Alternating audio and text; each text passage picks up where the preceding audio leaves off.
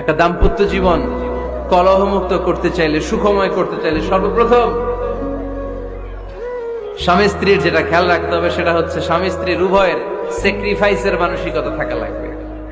Sacrifice, আওয়াজ করে আমার সাথে সাথে বলেন স্যাক্রিফাইস।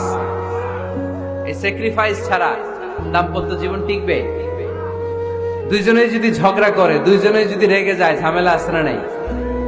স্বামী রেগে গেলে স্ত্রীকে থেমে যেতে হয়, আবার স্ত্রী রেগে গেলে স্বামীকে থেমে যেতে হয়। স্বামীও যদি রেগে যায়, স্ত্রীও যদি রেগে যায়, তাহলে তৃতীয় বিশ্বযুদ্ধ বেঁধে যাবে, ঠিক কিনা? এই জন্য রেগে গেলেন তো হেরে গেলেন, রাগা যাবে না। স্বামী যদি রেগে যায়, স্ত্রী থেমে যেতে হবে।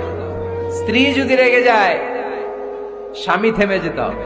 এটাই দাম্পত্য জীবনের সুখ আর সমৃদ্ধির মূল ফর্মুলা। স্যাক্রিফাইস করতে হবে। এর কারণ আপনি যদি